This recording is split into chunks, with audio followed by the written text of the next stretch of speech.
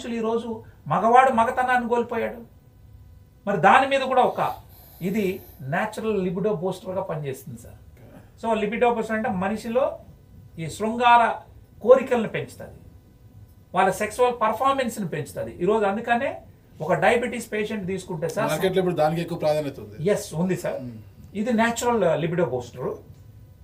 ఒక మనిషి డయాబెటీస్ వస్తే ఒక 5 ఏళ్ల పాటు టాబ్లెట్లు ఇన్సులిన్ వేసుకుంటే సంసారానికి పనికిరాడు సార్.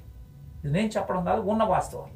వాడు పాపం ఎవరికి చెప్పుకోకుండా వైగ్రా టాబ్లెట్ల కోసం మన దీని చుట్టూ తిరుగుతూ ఉంటాడు మెడికల్ షాప్. ఇవాళ మనం ప్రోడక్ట్ ఇచ్చిన తర్వాత 1.5 monthలో వాళ్ళ పరిస్థితి 60లో ఉన్నోళ్ళు 20లో ఉన్నటువంటి పరిస్థితి. ఇది చెప్పడం కానీ ఎవరు డైరెక్ట్గా వచ్చి చెప్పలేదు. ఇవాళ డయాబెటీస్ పూర్తిగా 1 year వాడిన తర్వాత టాబ్లెట్ లేకుండా అయిపోయినా still today they are using. అంటే ఏంటన్నా మీరు అంతా మంచిగా ఉంది కదా, ఇంకెందుకంటే నీకెందుకు రాబోయే ప్యాక్ తెచ్చి ఇచ్చేయని వాడుతున్నటువంటి పరిస్థితి. మీరు చెప్తున్నట్టుగా శృంగార సామర్థ్యం కోసం చాలా మంది కూడా వయాగ్రాల చుట్టూ తిరుగుతున్నారు.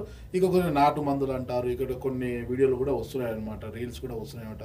మా దగ్గర ఈ మెడిసిన్ వాడితే ఇన్ని రోజులు అయిపోతుందని వాటి కోసం చాలా మంది వెంపర్లాడుతున్నారు. అంటే మీ మందు ఎన్ని రోజులు వాడితే వాళ్ళలో ఆ సామర్థ్యం పెరుగుతుంది అంటారు?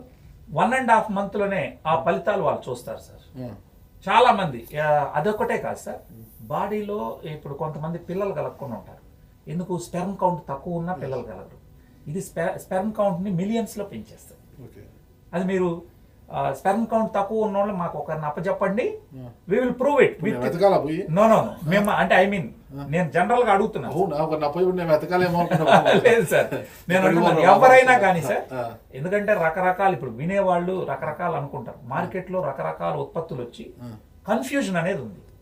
ఆ కన్ఫ్యూజన్ నేనేంటంటే సైంటిఫికల్ గా బ్యాక్ ఎండ్ ఉంది. ఇదే డాక్టర్లు సైంటిస్టులు ఇచ్చినవి ఉన్నాయి, మీరు చూడండి. స్పెర్మ్ కౌంట్ పెరుగుతుంది అనేది ఉంది.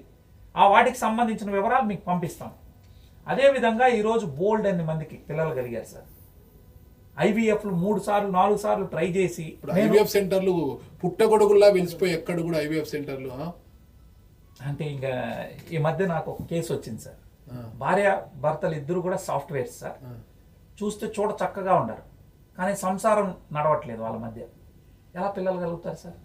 అనేక రకాల కారణాలు ఉన్నాయి. పీసీఓడి సమస్యలు ఉండొచ్చు, అదేవిధంగా వీళ్ళకి థైరాయిడ్ ప్రాబ్లం ఉండొచ్చు. వీటన్నిటి ముందు డిజార్డర్లు పోగొడితే సమస్యలన్నీ పోతాయి సార్.